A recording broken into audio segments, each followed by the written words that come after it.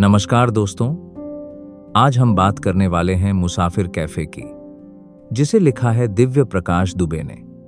एक ऐसा सफर जहां मंजिल से ज्यादा मायने रास्ते रखते हैं। कुछ मुलाकातें संयोग नहीं होती और कुछ फैसले पूरी जिंदगी बदल देते हैं। जब दो अनजान लोग अपने अपने सवालों और अधूरे सपनों के साथ सफर पर निकलते हैं, तो उन्हें सिर्फ नए शहर ही नहीं बल्कि अपने भीतर छिपे ऐसे सच भी मिलते हैं जिनसे वे अब तक भागते रहे थे। क्या यह यात्रा उन्हें उनकी असली पहचान तक पहुंचाएगी या फिर ऐसे मोड़ पर ले जाएगी जहां लौटना आसान नहीं होगा? जानने के लिए अंत तक हमारे साथ बने रहिए। रात के सन्नाटे में जब पूरी मुंबई सो रही होती थी, तब समंदर की नम हवाएं चंद्र के कमरे की खिड़की से टकराकर एक अजीब सी सरसराहट पैदा करती थीं। चंद्र अपनी पुरानी लकड़ी की मेज पर बैठा हुआ सिगरेट का धुआं उड़ा रहा था और सामने पड़े कागजों के पन्नों को एकटक घूरे जा रहा था। यह कमरा सिर्फ 4 दीवारों का ढांचा नहीं था, बल्कि चंद्र के अंदर पनपते ढेरों सवालों, अधूरी ख्वाहिशों और अनसुलझी उलझनों का गवाह था। चंद्र एक विज्ञापन कंपनी में काम करता था, जहां उसकी रोजमर्रा की जिंदगी केवल डेडलाइंस, प्रेजेंटेशंस और कॉरपोरेट दुनिया की बनावटी मुस्कुराहटों के बीच पिसकर रह गई थी। पैसे तो अच्छे मिल रहे थे, लेकिन आत्मा जैसे कहीं पीछे छूट गई थी।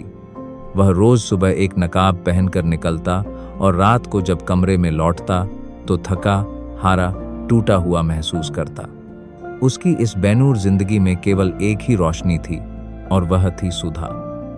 सुधा और चंद्र का रिश्ता किसी सीधे सादे रास्ते की तरह नहीं था, जिसमें मोड़ और ढलानें पहले से तय होती हैं। वे दोनों कॉलेज के दिनों से साथ थे, जहां विचारों की समानता और साहित्यिक पसंद ने उन्हें एक दूसरे के करीब ला दिया था। सुधा बेहद समझदार, सुलझी हुई और जिंदगी को अपने उसूलों पर जीने वाली लड़की थी। वह जानती थी कि चंद्र अंदर से कितना संवेदनशील और अकेला है। अक्सर शाम को जोहू बीच पर टहलते हुए या किसी छोटी सी चाय की दुकान पर बैठकर वे दोनों घंटों बातें किया करते थे। चंद्र जब भी हताश होता, सुधा का एक छोटा सा हाथ उसके कंधे पर आ टिकता और चंद्र को लगता कि दुनिया की तमाम परेशानियां अब उसका कुछ नहीं बिगाड़ सकती। लेकिन प्यार जब व्यावहारिक जिंदगी के धरातल पर उतरता है, तो सिर्फ भावनाओं के सहारे नहीं टिक पाता। उसमें उम्मीदों, पारिवारिक अपेक्षाओं और व्यक्तिगत सपनों की एक ऐसी खींचतान शुरू होती है जो धीमे धीमे रिश्तों की बुनियाद को हिलाकर रख देती है। उस शाम भी कुछ ऐसा ही हुआ था, जिसने चंद्र की पूरी दुनिया को हमेशा के लिए बदल कर रख दिया। बारिश का मौसम था और मुंबई की सड़कों पर गाड़ियों की लंबी कतारें लगी थीं। चंद्र और सुधा एक छोटे से रेस्टोरेंट में आमने सामने बैठे थे। मेज पर रखी कॉफी ठंडी हो चुकी थी, लेकिन दोनों के बीच का सन्नाटा टूट ही नहीं रहा था। सुधा ने काफी देर बाद चंद्र की आंखों में झांकते हुए कहा था कि अब वक्त आ गया है जब उन्हें अपने भविष्य के बारे में कोई ठोस फैसला लेना होगा। उसके परिवार वाले उस पर शादी का दबाव बना रहे थे और सुधा चाहती थी कि चंद्र अपने करियर की अनिश्चितता से बाहर निकलकर किसी स्थायी रास्ते को चुने। लेकिन चंद्र का मन कॉरपोरेट की इस अंधी दौड़ से पूरी तरह ऊब चुका था। वह हमेशा से अपनी शर्तों पर एक अलग जिंदगी जीना चाहता था। एक ऐसी जिंदगी जहां किताबों की महक हो, पहाड़ों की शांति हो और शब्दों का सुकून हो। तुम हमेशा भागना चाहते हो चंद्र। सुधा की आवाज में गुस्सा कम और बेबसी ज्यादा थी। जिंदगी सिर्फ सपनों और आदर्शों से नहीं चलती। जब हकीकत सामने आती है, तो ये सारे फलसफे हवा में उड़ जाते हैं। मैं तुम्हारा हाथ पकड़कर हर मुश्किल से गुजरने को तैयार हूं, लेकिन तुम खुद ही कदम आगे बढ़ाने से डरते हो। चंद्र ने अपनी नजरें नीचे झुका ली थीं। उसके पास सुधा के सवालों के जवाब नहीं थे। उसे लग रहा था कि वह सुधा की उम्मीदों पर खरा नहीं उतर पा रहा है और धीरे धीरे उसका अपना अस्तित्व इस रिश्ते के बोझ तले दब रहा है। उस रात जब सुधा उसे छोड़कर चली गई, तो चंद्र देर तक बारिश में भीगता हुआ अकेला खड़ा रहा। बारिश की बूंदें उसके चेहरे पर पड़ रही थीं, लेकिन अंदर जो बवंडर उठ रहा था, उसे कोई पानी शांत नहीं कर सकता था। अगले कुछ दिन चंद्र के लिए किसी बुरे सपने की तरह बीते। ऑफिस में उसका मन नहीं लगता था। फाइलों और आंकड़ों के बीच उसे सिर्फ सुधा का चेहरा और उसकी कही बातें याद आती थीं। सबसे बड़ी उलझन यह थी कि सुधा गर्भवती थी एक ऐसा सच जो उनके रिश्ते को एक नए मोड़ पर खड़ा कर चुका था। लेकिन शादी को लेकर सुधा का रुख अचानक सख्त हो गया था। वह चंद्र पर एहसान मानकर या मजबूरी में कोई रिश्ता नहीं जोड़ना चाहती थी। चंद्र को लगा कि वह हर तरफ से घिर चुका है। एक तरफ उसकी अपनी आगादी और सपनों की चाहत थी, तो दूसरी तरफ एक बहुत बड़ी जिम्मेदारी जो उसका दरवाजा खटखटा रही थी। वह इस दबाव को झेलने में खुद को पूरी तरह असमर्थ पा रहा था। एक रात जब घुटन अपनी चरम सीमा पर पहुंच गई, तो चंद्र ने एक ऐसा फैसला लिया जिसे कोई भी समझदार इंसान सही नहीं ठहराएगा।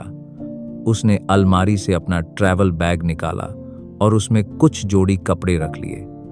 उसने अपना लैपटॉप, क्रेडिट कार्ड और ऑफिस के कागजात वहीं मेज पर छोड़ दिए। उसने केवल अपनी कुछ जमा पूंजी निकाली और जेब में रख ली।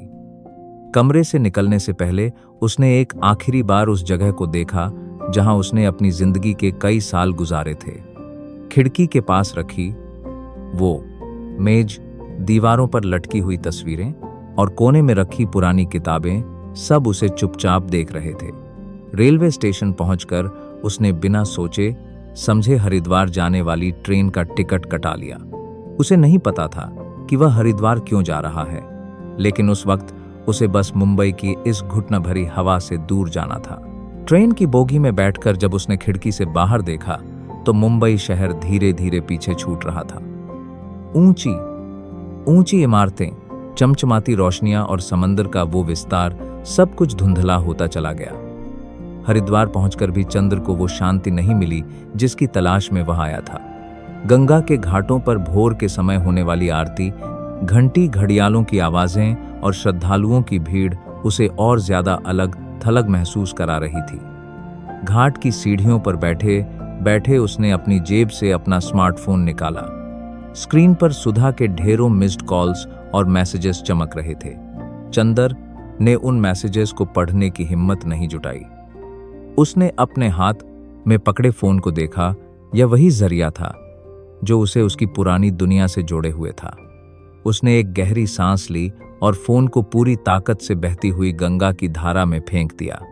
फोन एक छोटी सी छपाक की आवाज के साथ पानी में समा गया और उसके साथ ही चंद्र का अपनी पिछली जिंदगी से आखिरी संपर्क भी टूट गया।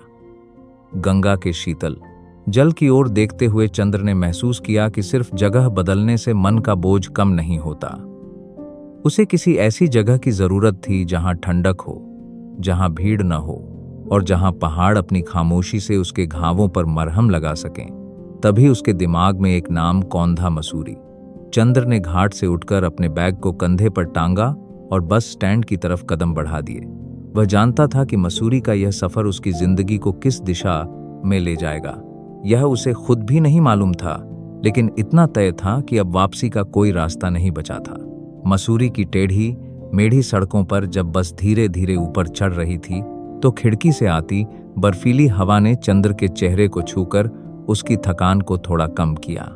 चीड़ और देवदार के पेड़ों के बीच से छनकर आती धूप और दूर दूर तक फैली घाटियों का नजारा किसी पेंटिंग जैसा लग रहा था। लेकिन चंद्र का मन इस खूबसूरती को पूरी पूरी तरह महसूस नहीं कर पा रहा था। उसके दिमाग में लगातार एक ही बात घूम रही थी कि बिना किसी पहचान और सहारे के वह इस नए शहर में अपनी शुरुआत कैसे करेगा। बस स्टैंड पर उतरते ही कुली और टैक्सी वाले उसे घेरने लगे, लेकिन चंद्र ने अपने बैग को कसकर पकड़ा और चुपचाप पैदल ही आगे बढ़ गया। उसे किसी लग्जरी होटल में नहीं ठहरना था। वह किसी ऐसी सस्ती और शांत जगह की तलाश में था जहां वह अपने सीमित पैसों में कुछ दिन बिता सके। मॉल रोड की हलचल को पीछे छोड़ते हुए वह एक संकरी ढलान वाली गली में उतर आया। थोड़ी दूर चलने पर उसे एक छोटा सा लॉज दिखाई दिया, जिसके लकड़ी के बोर्ड पर धुंधले अक्षरों में लिखा था, पहाड़ी आशियाना। लॉज का मालिक एक अधेड़ उम्र का सीधा साधा पहाड़ी व्यक्ति था, जिसने बिना ज्यादा पूछताछ किए चंद्र को एक छोटा सा कमरा दे दिया। कमरे में एक पुरानी लकड़ी की मेज, एक सिंगल बेड और घाटी की तरफ खुलने वाली एक छोटी सी खिड़की थी।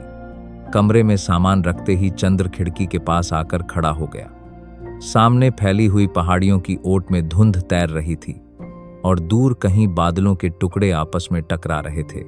मुंबई के समंदर की अंतहीन और बेचैन लहरों से मसूरी के ये शांत खड़े पहाड़ बिल्कुल अलग थे। समंदर इंसान को अपनी विशालता से डराता था, जबकि पहाड़ खामोश रहकर इंसान को अपनी उदासी के साथ अकेले जीना सिखाते थे। चंद्र ने बालकनी में रखी लकड़ी की कुर्सी पर बैठकर एक लंबी सांस ली। ठंडी हवा के झोंके ने उसकी शारीरिक थकान तो दूर कर दी, पर मन के अंदर बैठा भारीपन वहीं का वहीं रहा। उसने अनजाने में ही अपनी जेब में हाथ डाला तो मोबाइल गायब होने का एहसास एक बार फिर गहराई से हुआ। वही मोबाइल जिसे उसने हरिद्वार के घाट पर गंगा जी में बहा दिया था। पहली बार उसे लगा कि बिना फोन के यह दुनिया कितनी अलग और शांत है ना। किसी का कॉल, न ऑफिस का ईमेल, न किसी का मैसेज, पर दिल के किसी कोने में एक कसक भी उठी। काश सुधा का कोई एक आखिरी मैसेज उसने फेंकने से पहले देख लिया होता। फिर उसने खुद को ही झिड़का। जब वह खुद ही सब कुछ पीछे छोड़कर आ गया है, तो फिर इस उम्मीद की क्या गुंजाइश। अगले 2-3 दिन चंद्र बस उस छोटे से कमरे में पड़ा रहा या मसूरी की ठंडी सड़कों पर बिना किसी दिशा के भटकता रहा। वह सुबह निकलता और बिना किसी मकसद के मीलों पैदल चलता रहता। मॉल रोड की चहल पहल, हाथ में हाथ डाले घूमते जोड़े और बच्चों की खिलखिलाहट उसे अपनी पुरानी दुनिया की याद दिलाती थी। उसे लगता कि हर कोई अपनी जिंदगी में आगे बढ़ रहा है, सिर्फ वही एक जगह ठिठकर रह गया है। भूख लगने पर वह किसी छोटी मोटी टपरी से मोमोज या चाय ले लेता और फिर किसी सुनसान मोड़ पर बैठकर घटों बादलों को बदलते देखता रहता। एक शाम घूमते घूमते वह कुल्ली बाजार के पिछले हिस्से की तरफ निकल गया, जहां पर्यटकों की भीड़ थोड़ी कम थी। रास्ते में एक छोटी सी दुकान के बाहर लकड़ी का एक सुंदर बोर्ड लगा था, ओल्ड बुक्स एंड कॉफी। दुकान छोटी थी, लेकिन उसकी कांच की खिड़कियों से अंदर जलती पीली रोशनी और पुरानी किताबों की महक बाहर तक आ रही थी। चंद्र का कदम खुद उस दुकान की तरफ बढ़ गया। अंदर दाखिल होते ही सन्नाटे और किताबों की एक अजीब सी खुशबू ने उसका स्वागत किया।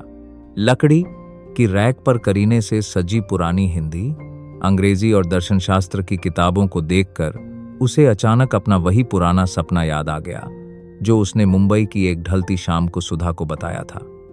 उसने सुधा से कहा था कि वह एक दिन शहर के शोर से दूर एक ऐसा कैफे खोलेगा जहां ढेरों किताबें हों, जहां लोग आकर ठहरें और कॉफी की चुस्कियों के साथ अपनी कहानियां साझा करें।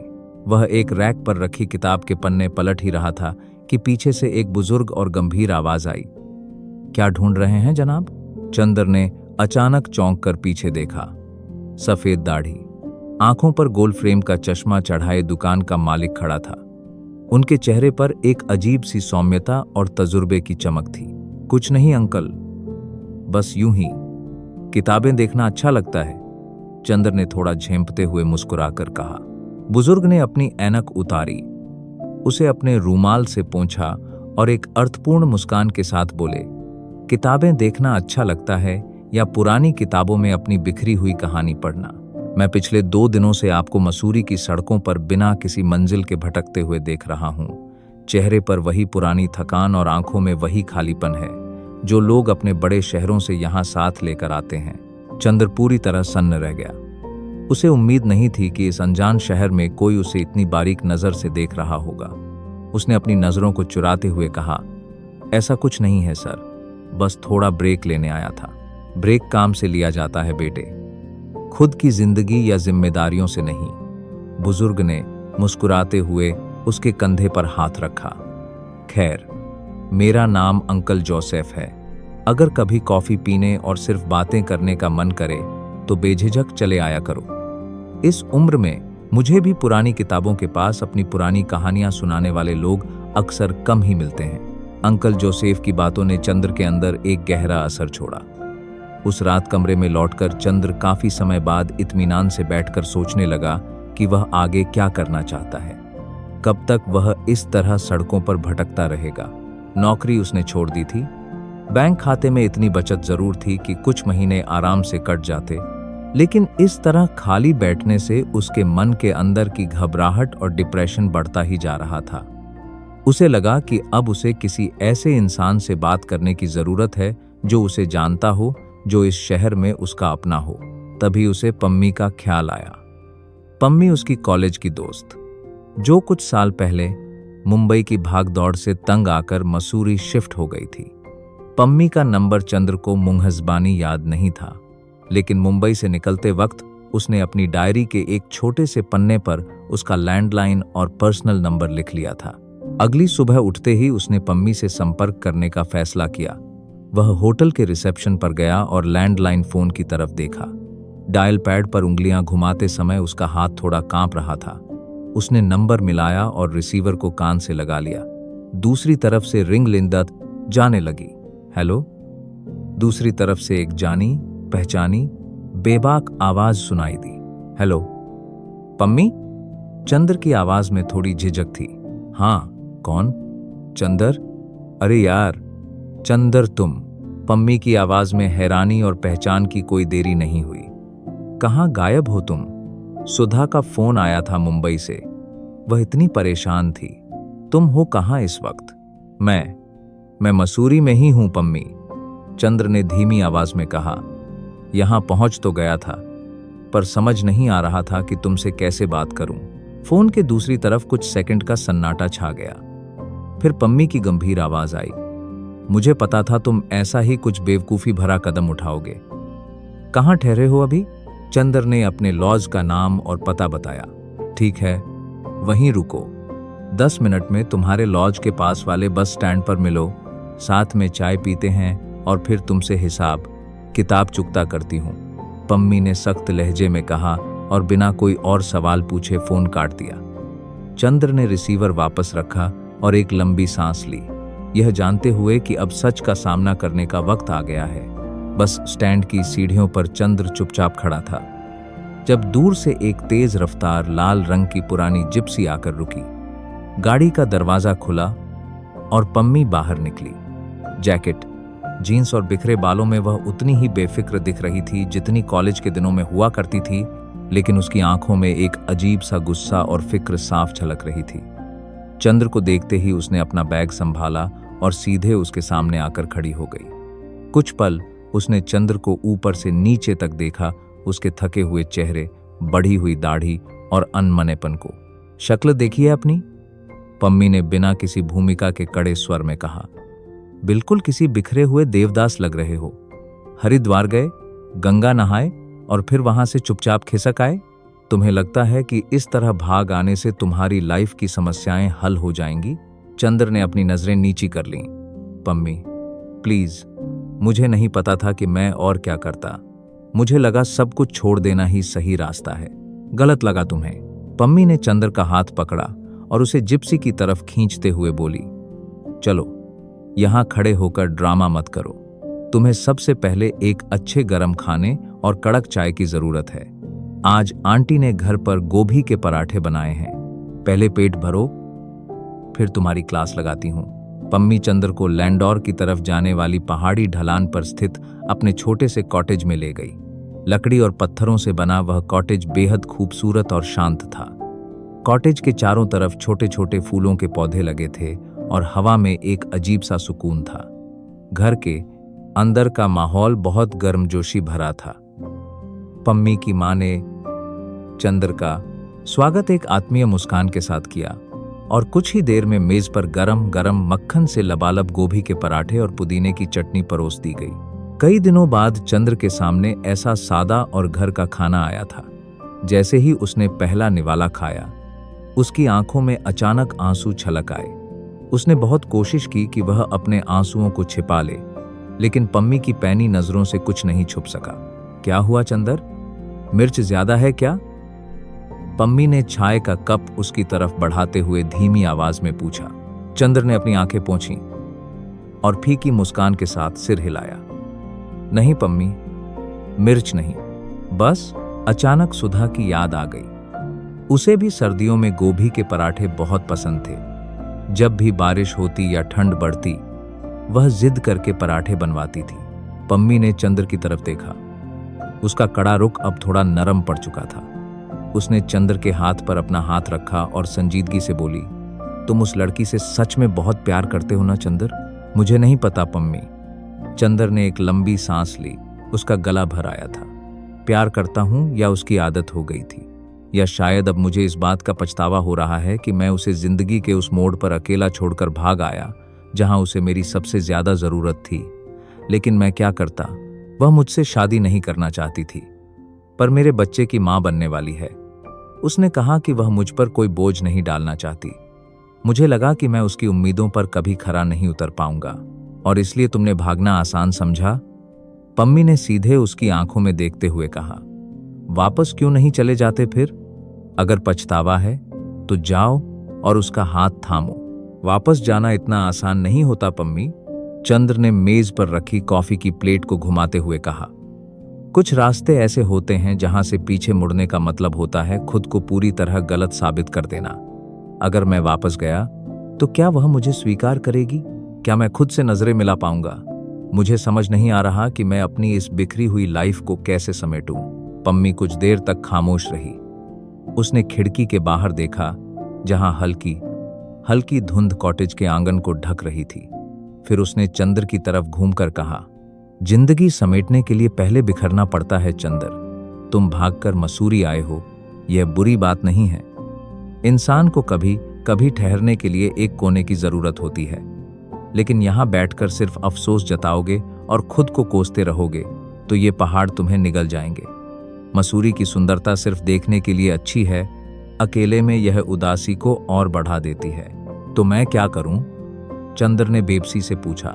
अगर तुम्हें वापस नहीं जाना है तो कम से कम यहां रुककर खुद को साबित करो।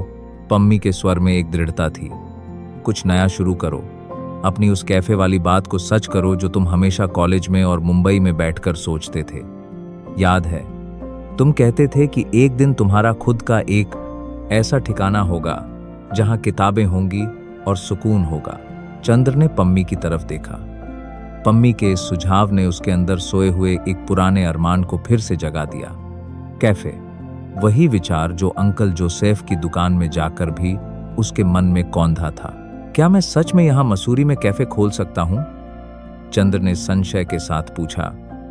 मेरे पास कोई बहुत बड़ा बिजनेस प्लान नहीं है, सिर्फ थोड़ी सी बचत है। बिजनेस प्लान बड़े बड़े शहरों में कागजों पर बनते हैं चंद्र। पम्मी मुस्कुराई। पहाड़ पर आने वाले हर दूसरे मुसाफिर को चाय, किताबों और थोड़ी सी खामोशी की जरूरत होती है। अगर तुम एक ऐसा ठिकाना बना सको जहां लोग अपनी थकान उतार सकें तो मसूरी तुम्हारे इस फैसले का स्वागत करेगी। जगह ढूंढने में और कागजी काम में मैं तुम्हारी मदद करूंगी। उस शाम जब चंद्र पम्मी के घर से निकलकर वापस अपने लॉज की तरफ पैदल लौटने लगा तो उसके पैरों में एक नया खिंचाव और चाल में एक ठहराव था। मसूरी की ढलान पर उतरती शाम की सर्द हवा अब उसे चुभ नहीं रही थी। उसके सामने अब तक जो अनिश्चितता की धुंध छाई हुई थी वह धीरे धीरे छंट रही थी। उसने रास्ते में रुककर घाटी की ओर देखा, जहां दूर दूर तक छोटी छोटी रोशनियां टिमटिमाने लगी थीं।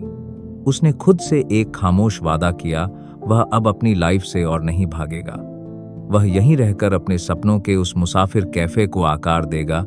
एक ऐसी जगह जो केवल उसका कैफे नहीं होगी बल्कि उसके जैसे भटके हुए मुसाफिरों के लिए सुकून का एक ठिकाना बनेगी। कैफे खोलने का फैसला कर लेने के बाद चंद्र के अंदर जैसे एक नई ऊर्जा का संचार हो गया था। अब उसकी सुबहें बिना किसी मकसद के भटकने में नहीं बीतती थीं, बल्कि वह और पम्मी मसूरी की अलग अलग गलियों में एक सही जगह की तलाश में निकल पड़ते थे। पम्मी ने अपने लोकल संपर्कों का इस्तेमाल किया और चंद्र को कई दुकानें दिखाईं, कुछ मॉल रोड के बिल्कुल बीच थीं जहां किराया बहुत ज्यादा था, तो कुछ इतनी दूर थीं जहां किसी पर्यटक का पहुंचना नामुमकिन था। चंद्र को कोई ऐसी जगह चाहिए थी जो मुख्य शहर के शोर शराबे से थोड़ी दूर हो, लेकिन जहां से पहाड़ों का खूबसूरत नजारा दिखता हो और माहौल में शांति बनी रहे। तलाश के चौथे दिन पम्मी उसे लैंडौर बाजार से आगे 4 दुकान की तरफ जाने वाले रास्ते पर एक पुरानी 2 मंजिला लकड़ी की इमारत के पास ले गई। इमारत का निचला हिस्सा काफी समय से बंद पड़ा था। उसके सामने एक छोटा सा आंगन था जहां से पूरी घाटी साफ नजर आती थी और बगल में देवदार के ऊंचे ऊंचे पेड़ थे। दुकान का मालिक एक उम्रदराज गढ़वाली बुजुर्ग थे जो किसी ऐसे किराएदार की तलाश में थे जो उनकी इस पुश्तैनी संपत्ति की देखभाल अपनों की तरह कर सके। जब चंद्र ने उन्हें अपने किताबों और कॉफी वाले कैफे के विचार के बारे में बताया तो बुजुर्ग के चेहरे पर एक तसल्ली भरी मुस्कान तैर गई। उन्होंने बेहद वाजिब किराए पर जगह देने के लिए हाँ कर दी। अगले 2 हफ्ते चंदर और पम्मी के लिए बेहद व्यस्त रहे। चंदर के पास सीमित बजट था, इसलिए उसने इंटीरियर डिजाइनर या कारीगरों को बुलाने के बजाय खुद काम करने का फैसला किया। उसने पुराने लकड़ी के बक्सों को काटकर बैठने की बेंच बनाई, दीवारों पर हल्का क्रीम और भूरा रंग पोता और पुरानी बोतलों व रस्सियों की मदद से वार्म लाइट वाले लैंप तैयार किए। पम्मी ने अपने बुटीक से कुछ हस्तशिल्प के पर्दे और गद्दे लाकर कैफे को एक खूबसूरत पहाड़ी टच दे दिया। चंद्र रोज सुबह जल्दी उठता, लकड़ी घिसता, रंग लगाता और शाम को थककर उसी अधबने कैफे की फर्श पर बैठ जाता। इस शारीरिक मेहनत ने उसके मन के तूफान को काफी हद तक शांत कर दिया था। कैफे के एक कोने में उसने एक बड़ा सा लकड़ी का शेल्फ बनवाया, जिसे उसने नाम दिया उलझे हुए शब्द। इसके लिए वह अंकल जोसेफ की पुरानी किताबों की दुकान पर गया। अंकल जोसेफ ने जब सुना कि चंद्र मसूरी में ही रुककर कैफे शुरू कर रहा है, तो उनकी आंखें खुशी से चमक उठीं। उन्होंने चंद्र को अपनी दुकान से हिंदी और अंग्रेजी साहित्य की कई दुर्लभ और चुनिंदा किताबें बहुत कम दामों में दीं। अंकल जोसेफ ने चंद्र की पीठ थपथपाते हुए कहा, बेटा, तुमने भागने के बजाय ठहरने का रास्ता चुना, यह बहुत बड़ी बात है। यह कैफे सिर्फ कॉफी नहीं बेचेगा, यह लोगों के भटके हुए मन को एक किनारा देगा। कैफे की तैयारियां लगभग पूरी हो चुकी थीं। दीवारों पर पुरानी साहित्यिक पंक्तियां लिखी गई थीं, हवा में पिसी हुई कॉफी बीन्स की सौंधी महक घुलने लगी थी और लकड़ी की मेजों पर पुरानी किताबें सज चुकी थीं। उद्घाटन के लिए कोई बड़ा तामझाम नहीं किया गया था। पम्मी ने अपने कुछ स्थानीय दोस्तों, अंकल जोसेफ और आसपास के दुकानदारों को चाय कॉफी के लिए आमंत्रित किया था। दुकान के बाहर एक छोटा सा लकड़ी का बोर्ड लटका दिया गया, जिस पर उकेरा गया था मुसाफिर कैफे। उद्घाटन की पूर्व संध्या पर जब सब लोग चले गए, तो चंद्र अकेला कैफे के आंगन में रखी लकड़ी की कुर्सी पर बैठ गया। सामने घाटी में दूर तक टिमटिमाती रोशनियां ऐसी लग रही थीं जैसे आसमान के सारे तारे जमीन पर उतर आए हों। मसूरी में इस समय कड़ाके की ठंड पड़ रही थी, पर चंद्र के सीने के अंदर एक अजीब सी गर्मी थी, एक नए अध्याय की शुरुआत की गर्मी। उसने जेब से वही पुरानी डायरी निकाली जिसमें पम्मी का नंबर लिखा था। डायरी के पिछले पन्नों पर सुधा की लिखावट में कुछ पंक्तियां दर्ज थीं जिन्हें उसने मुंबई छोड़ते वक्त नहीं देखा था। उन पंक्तियों को पढ़ते हुए चंद्र की आंखें भर आईं। चंद्र, तुम दुनिया से भाग सकते हो, पर खुद से नहीं। जिस दिन तुम खुद का सामना करना सीख जाओगे, उस दिन तुम्हें मेरी जरूरत नहीं पड़ेगी। चंद्र ने गहरी सांस ली और डायरी बंद कर दी। उसे महसूस हुआ कि भले ही वह सुधा से बहुत दूर आ चुका है, लेकिन उसका यह कैफे उसी अधूरी मोहब्बत की एक जमीन पर खड़ी इमारत था। अगली सुबह मुसाफिर कैफे का पहला दिन था। ठंडी हवा के बीच जब सूरज की पहली किरण कैफे के कांच के दरवाजे पर पड़ी, तो चंद्र ने दरवाजा खोला और कॉफी मशीन ऑन कर दी। पहले ही दिन कुछ कॉलेज के छात्र और 2 विदेशी टूरिस्ट कैफे में आए। चंद्र ने खुद उनके लिए कॉफी बनाई और उन्हें किताबें पढ़ने के लिए दी। लोगों को वहां का शांत माहौल, धीमा संगीत और किताबों का संग्रह बेहद पसंद आया। दिन ढलते ढलते कैफे में चहल पहल बढ़ने लगी। काम के बीच जब भी चंद्र को फुर्सत मिलती, वह काउंटर के पीछे खड़े होकर दूर पहाड़ों को देखता। उसे लग रहा था कि जिंदगी अब धीरे धीरे एक ढर्रे पर आ रही है, लेकिन दिल के किसी गुप्त कोने में एक धुकधुकी बनी रहती थी। क्या यह शांति हमेशा रहेगी? क्या उसकी पुरानी जिंदगी का अतीत कभी उसका पीछा करते हुए इस शांत पहाड़ी मोड़ तक नहीं पहुंचेगा? मुसाफिर कैफे को शुरू हुए 2 महीने बीत चुके थे। मसूरी में मौसम बदलने लगा था और हल्की हल्की बर्फबारी के बाद पहाड़ों पर धूप की सुनहरी परत बिछने लगी थी। कैफे अब धीरे धीरे अपनी एक खास पहचान बना चुका था। शहर के शोर शराबे से दूर होने के कारण यहाँ वही लोग आते थे जिन्हें एकांत में बैठकर पढ़ना, लिखना या कॉफी की चुस्कियों के साथ पहाड़ों को देखना पसंद था।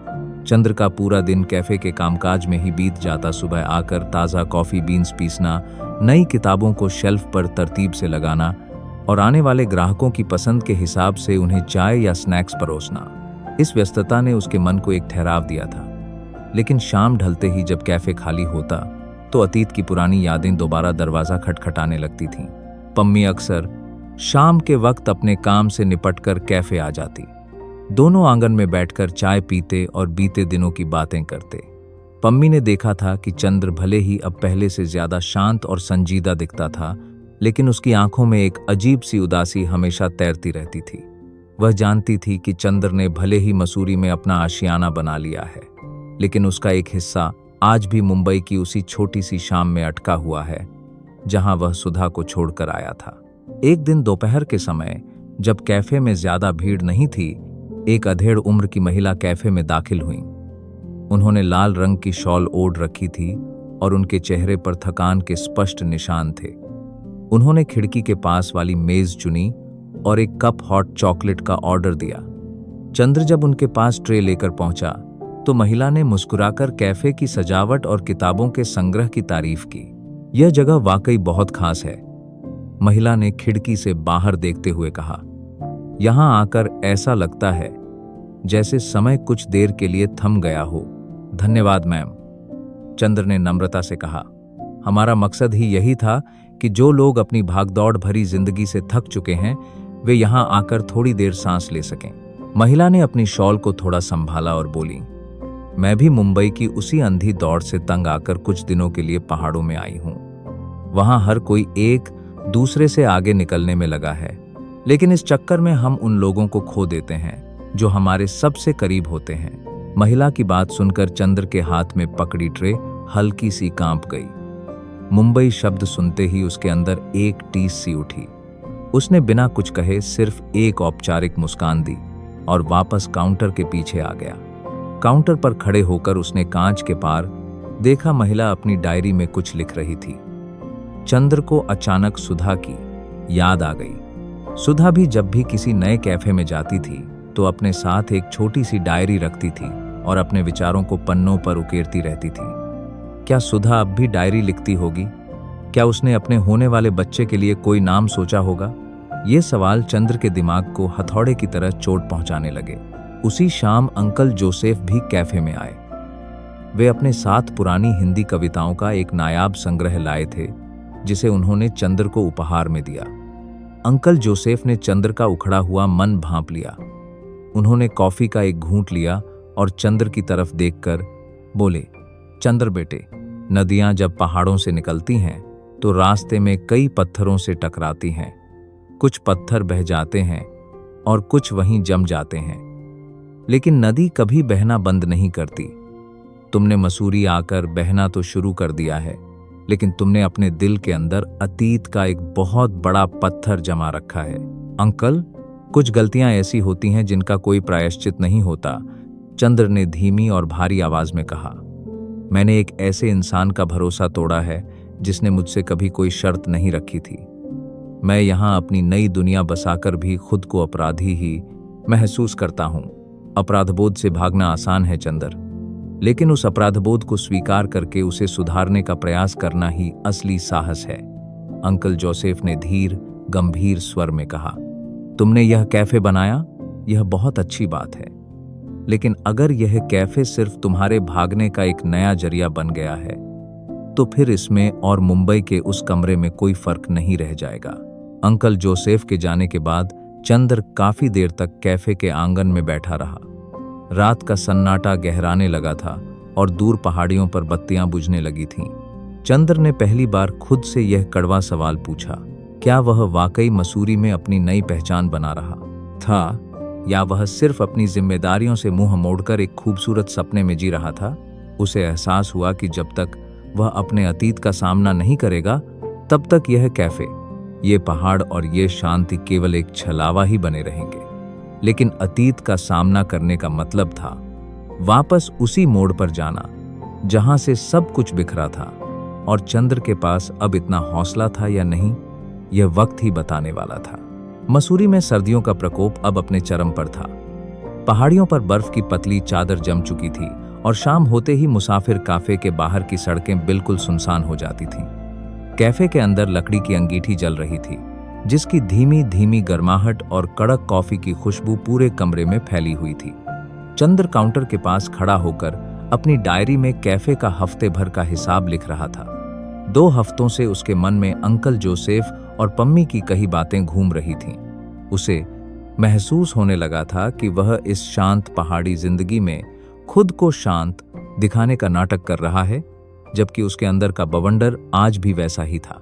उसी समय कैफे का भारी शीशे का दरवाजा खुला और ठंडी हवा के एक तेज झोंके के साथ 2 लोग अंदर आए। एक नवविवाहित जोड़ा था जो शायद अपने हनीमून के लिए मसूरी आया हुआ था। लड़की के हाथों में रची ताजा मेहंदी और लड़के के चेहरे की उत्सुकता साफ बता रही थी कि वे अपनी नई जिंदगी की शुरुआत बेहद खुशी के साथ कर रहे हैं। वे दोनों अंगीठी के पास वाली मेज पर बैठ गए। चंद्र उनके लिए 2 कप स्पेशल हॉट चॉकलेट और पास्ता लेकर पहुंचा। ऑर्डर मेज पर रखते हुए चंद्र ने देखा कि लड़का लड़की के हाथ पर धीरे से हाथ रखकर कह रहा था, तुम देखना, यहाँ की ठंड और ये पहाड़ हमारी जिंदगी की सबसे खूबसूरत याद बन जाएंगे। मैं तुमसे वादा करता हूं कि हर मुश्किल में तुम्हारा साथ निभाऊंगा। लड़की मुस्कुराई और बोली, मुझे वादों की जरूरत नहीं है, बस हर कदम पर तुम्हारा होना ही काफी है। उन दोनों की यह छोटी सी बातचीत चंद्र के कलेजे में तीर की तरह चुभी। उसे याद आया कि जब वह और सुधा कॉलेज के दिनों में चौपाटी पर बैठते थे तो उसने भी ऐसे ही ढेरों वादे किए थे। लेकिन जब उन वादों को निभाने का असली वक्त आया, जब जिम्मेदारी और संघर्ष की कसौटी सामने खड़ी हुई, तो वह किसी कायर की तरह भाग निकला। चंद्र से वहां एक पल भी और खड़ा नहीं रहा गया। वह ट्रे लेकर तुरंत पीछे किचन में चला आया और अपने हाथों से चेहरा ढककर बैठ गया। काफी देर बाद जब वह बाहर आया तो वह जोड़ा जा चुका था। मेज पर केवल खाली कप और उनका बिल रखा था। चंद्र ने बिल उठाया और मेज साफ करने लगा। तभी उसकी नजर मेज पर छूटे एक छोटे से ग्रीटिंग कार्ड पर पड़ी। उस कार्ड पर लिखा था, हमेशा साथ निभाने के नाम। चंद्र उसका अपने लगा तो भर्स के उनका कार्ड को देखता रहा और उसकी आंखों से आंसुओं की एक बूंद टपक कर कार्ड के कागज पर फैल गई। रात को जब उसने कैफे बंद किया और अपने कमरे में पहुंचा तो उसे लगा कि वह अब इस बोझ के साथ और नहीं जी सकता। उसने अलमारी का दरवाजा खोला और ऊपर रखे अपने उसी पुराने बैग को निकाला जिसे वह मुंबई से लेकर आया था। बैग की अंदरूनी जेब में एक पुरानी मुड़ी तुड़ी कागज की पर्ची दबी हुई थी। उस पर्ची पर मुंबई में सुधा के डॉक्टर का लैंडलाइन नंबर और क्लिनिक का पता लिखा था। यह वही पता था जहां चंद्र सुधा को आखिरी बार चेकअप के लिए ले जाने वाला था, लेकिन उससे पहले ही उसने शहर छोड़ दिया। चंद्र ने उस पर्ची को अपने कांपते हाथों में लिया। रात के लगभग 11 बज रहे थे। वह अपने कमरे से निकला और तेज ठंड की परवाह किए बिना सीधे पम्मी के कॉटेज की तरफ बढ़ गया। पम्मी जब दरवाजा खोलने आई तो चंद्र की हालत देखकर घबरा गई। उसकी सांसें फूल रही थीं और चेहरा ठंड से पीला पड़ा हुआ था। चंद्र, क्या हुआ? इस वक्त इतनी ठंड में तुम यहां? पम्मी ने उसे तुरंत अंदर खींचते हुए पूछा। चंद्र ने अपनी जेब से वह कागज की पर्ची निकाली और पम्मी की तरफ बढ़ा दी। पम्मी, मुझे अपनी इस गलती को सुधारना होगा। मैं इस तरह नहीं जी सकता। मुझे जानना है कि सुधा किस हाल में है। क्या तुम अपने फोन से इस क्लिनिक के नंबर पर एक बार बात करवा सकती हो? पम्मी ने पर्ची ली, फिर चंद्र की आंखों में देखा। उसकी आंखों में इस बार डर नहीं, बल्कि सच का सामना करने की एक अजीब सी तड़प थी। पम्मी ने बिना कोई सवाल पूछे अपना फोन उठाया और पर्ची पर लिखे नंबर को मिला दिया। रात का वक्त होने के कारण पहली 2 बार फोन नहीं उठा, लेकिन तीसरी बार में दूसरी तरफ से किसी कंपाउंडर की नींद भरी आवाज आई। हेलो, क्या यह डॉ सेनगुप्ता का क्लिनिक है? पम्मी ने पूछा। हाँ, लेकिन क्लिनिक बंद है। सुबह 8 बजे के बाद कॉल कीजिए, दूसरी तरफ से रुखा जवाब मिला। प्लीज 1 मिनट सुनिए, यह बहुत जरूरी है, पम्मी ने जल्दी से कहा। क्या आप रजिस्टर देखकर बता सकते हैं कि सुधा शर्मा नाम की मरीज, क्या वे अभी भी आपके क्लिनिक में आती हैं? उधर से थोड़ी देर तक कागजों के पलटने की आवाज आई। कंपाउंडर बड़बड़ाया। मैडम, रात के 12 बजे आप रजिस्टर खुलवा रही हैं? रुकिए, देखता हूं। चंद्र सांस रोके पम्मी के चेहरे के भाव बदलने का इंतजार कर रहा था। कमरे का सन्नाटा इतना गहरा था कि घड़ी की टिक टिक भी साफ सुनाई दे रही थी। कुछ सेकंड बाद पम्मी के चेहरे का रंग उड़ गया। उसकी आंखें चौड़ी हो गईं और उसने घबराकर चंद्र की तरफ देखा। क्या? कब हुआ यह? पम्मी की आवाज कांप उठी। दूसरी तरफ से कुछ बताया गया और फोन कट गया।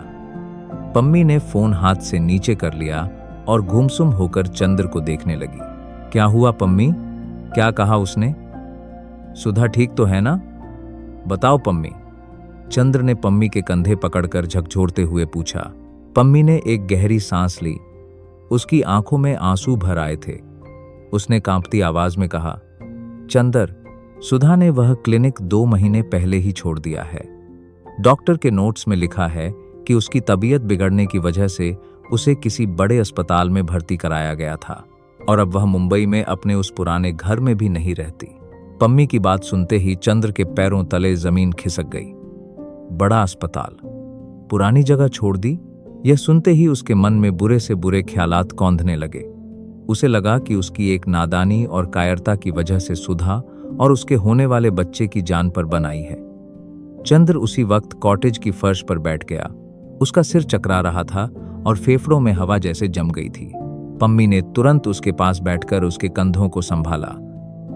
चंद्र, खुद को संभालो। रोने या टूटने से काम नहीं चलेगा।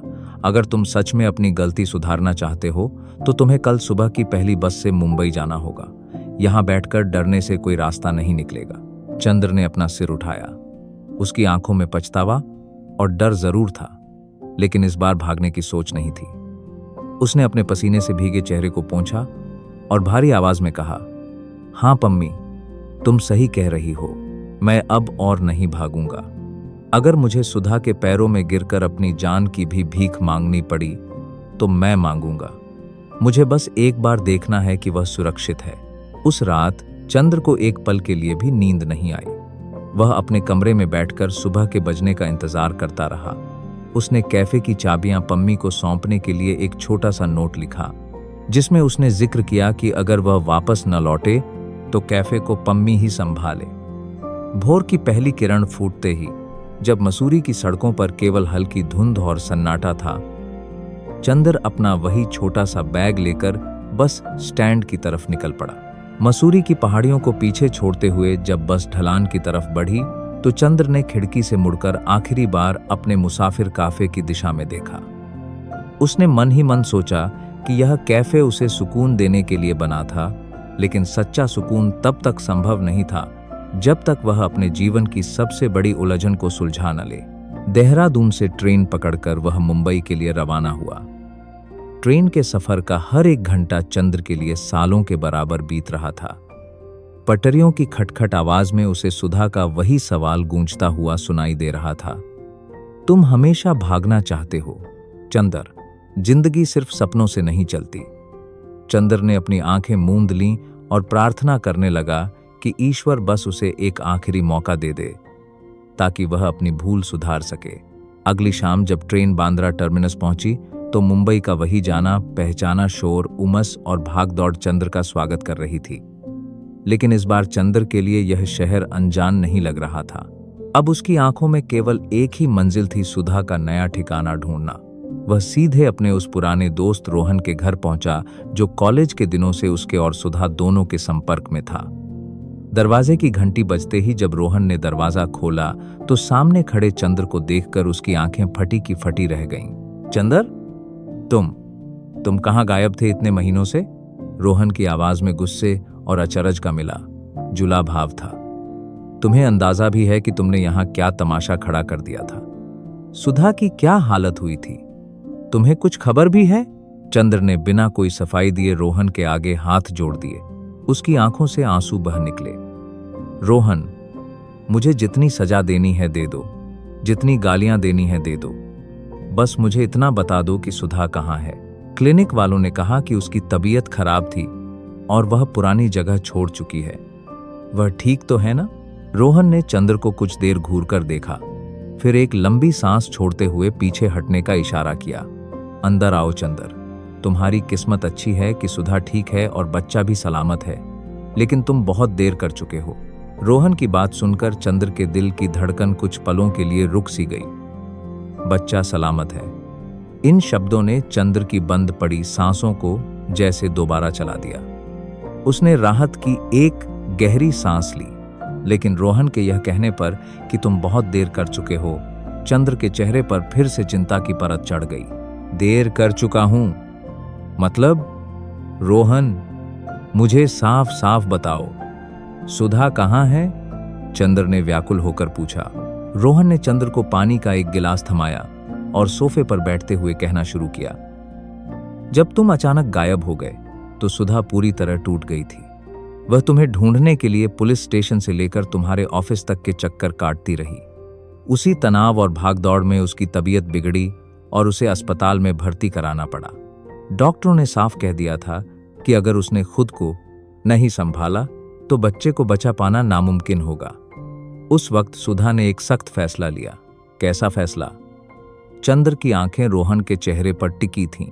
उसने तय किया कि वह अब तुम्हारा इंतजार करके अपनी और अपने आने वाले बच्चे की जिंदगी दांव पर नहीं लगाएगी।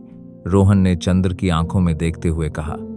अस्पताल से डिस्चार्ज होने के बाद उसने वह किराए का मकान खाली कर दिया।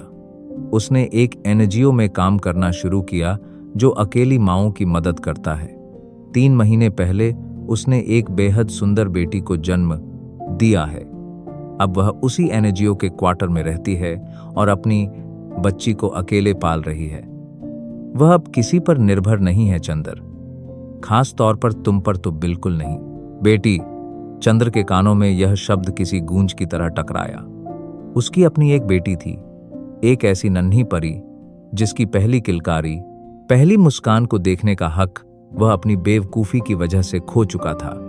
चंद्र का दिल भर आया और उसकी आंखों से आंसुओं की धार बह निकली।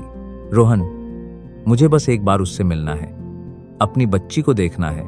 चंद्र ने बिलखते हुए हाथ जोड़े। मैं सुधा से कोई अधिकार नहीं मांगूंगा, न ही उसे वापस आने के लिए मजबूर करूंगा। मैं बस उससे माफी मांगना चाहता हूं। रोहन ने कुछ देर चंद्र के रोते हुए चेहरे को देखा। उसने महसूस किया कि सामने खड़ा चंद्र वह कायर इंसान नहीं था जो कुछ महीने पहले मुंबई से भागा था। इस चंद्र की आंखों में अपनी गलती का सच्चा पश्चाताप था। ठीक है, रोहन ने एक पर्ची पर पता लिखते हुए कहा। वर्सोवा के पास एक छोटा सा अनाथालय और महिला आश्रय गृह है। आशा किरण, सुधा वहीं शाम के वक्त बच्चों को पढ़ाती है और अपनी बेटी के साथ रहती है। लेकिन याद रखना चंद्र, सुधा बहुत बदल चुकी है। अगर उसने तुम्हें पहचानने से इनकार कर दिया तो तुम्हें बिना कोई हंगामा किए वापस लौटना होगा। चंद्र ने पर्ची को किसी कीमती धरोहर की तरह अपनी जेब में रखा और रोहन का शुक्रिया अदा करके बाहर निकल आया। शाम ढल चुकी थी जब चंद्र आशा किरण एनजीओ के परिसर में पहुंचा। वहां का माहौल बहुत शांत और आत्मीय था। कमरे के अंदर जमीन पर एक सूती चटाई बिछी थी। ढलती धूप की सुनहरी किरणें खिड़की से सीधे अंदर आ रही थीं। चटाई पर सुधा बैठी हुई थी। उसके बाल सादगी से बंधे थे। चेहरे पर एक अलग ही परिपक्वता और ठहराव था। उसकी गोद में 3-4 महीने की एक छोटी सी बच्ची खिलखिला रही थी। सुधा उस बच्ची को एक छोटी सी लोरी सुनाते हुए उसकी नन्ही उंगलियों से खेल रही थी। चंद्र दरवाजे के पास ही ठिठकर खड़ा हो गया। इतने महीनों बाद सुधा को अपने सामने देखकर उसके पैर जैसे जमीन में गड़ गए।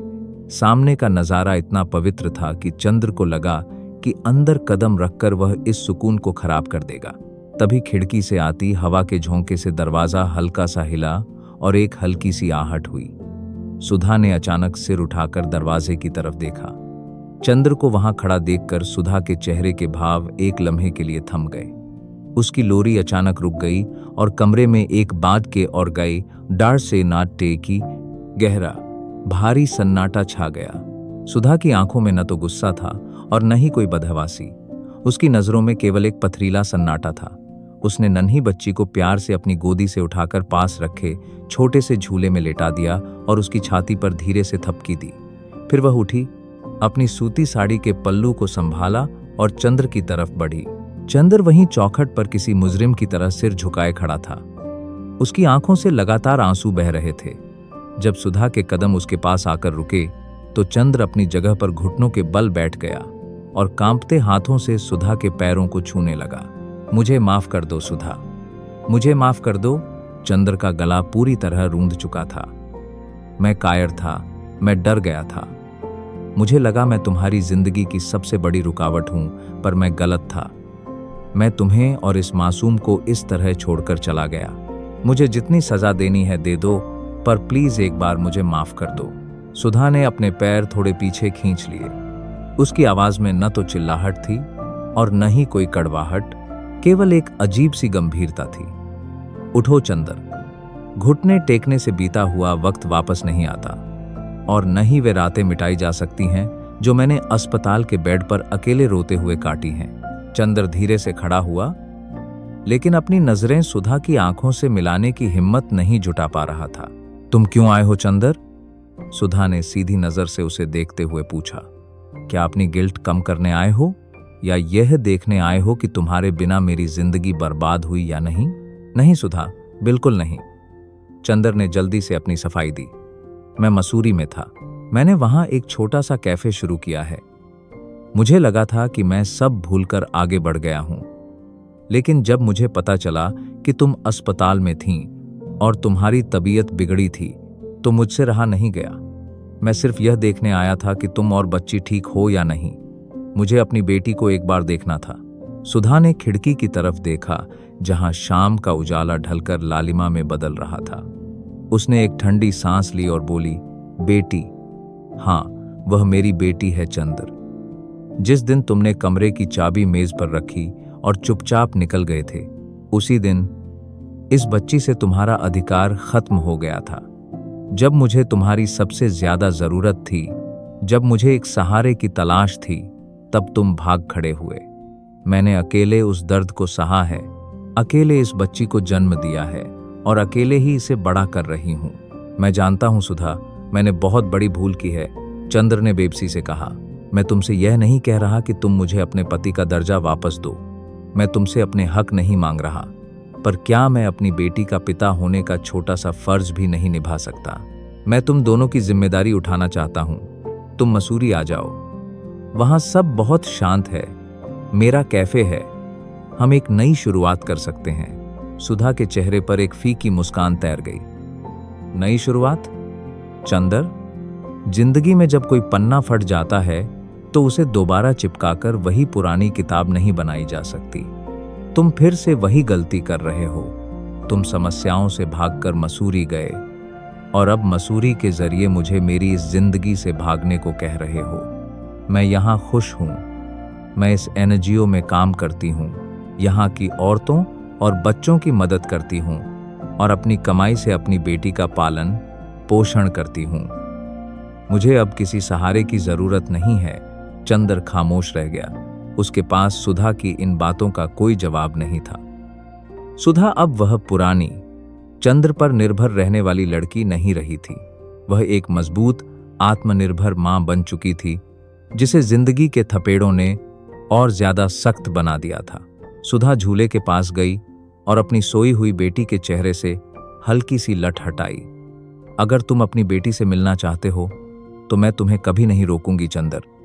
तुम एक पिता के रूप में उससे जब चाहे आकर मिल सकते हो, उसके भविष्य के लिए मदद कर सकते हो। लेकिन मेरे और तुम्हारे बीच का जो रिश्ता था, वह उसी रात खत्म हो गया था जब तुमने भागने का रास्ता चुना था। मैं तुम्हें माफ कर चुकी हूं, क्योंकि दिल में नफरत रखकर मैं अपनी बेटी को पालना नहीं चाहती। पर हम अब कभी एक नहीं हो सकते। सुधा के शब्द चंद्र के दिल में आर पार हो गए।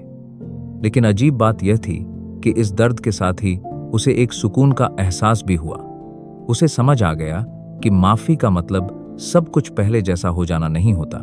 माफी का मतलब होता है अतीत की कड़वाहट को स्वीकार करके आगे बढ़ना। चंदर धीरे धीरे झूले के पास पहुंचा। उसने अपनी कांपती हुई उंगली से अपनी नन्ही बेटी की छोटी सी हथेली को छुआ। बच्ची ने नींद में ही चंद्र की उंगली को कसकर थाम लिया। चंद्र की आंखों से आंसुओं की एक बूंद उस मासूम के गाल पर जा गिरी। चंद्र ने झुककर उसके माथे को चूमा और मन ही मन अपनी बेटी से वादा किया कि वह भले ही उसके साथ न रहे, लेकिन एक पिता के रूप में वह हमेशा उसके पीछे एक ढाल बनकर खड़ा रहेगा।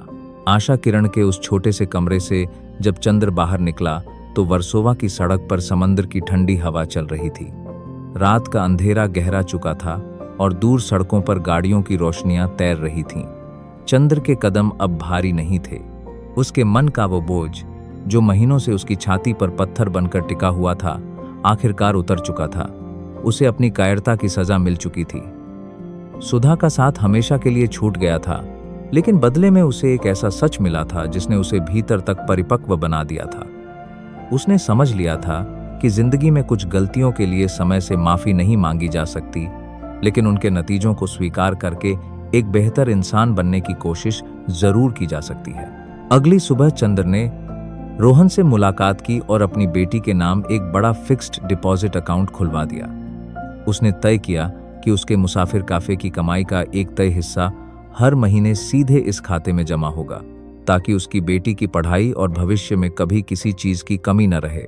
इसके साथ ही उसने एनजीओ के नाम एक पत्र भी लिखा, जिसमें उसने बिना अपनी पहचान उजागर किए नियमित आर्थिक मदद भेजने का संकल्प लिया। 2 दिन बाद जब ट्रेन देहरादून स्टेशन पर रुकी और चंद्र बस से वापस मसूरी पहुंचा, तो पहाड़ों पर सुबह की सुनहरी धूप खिली हुई थी।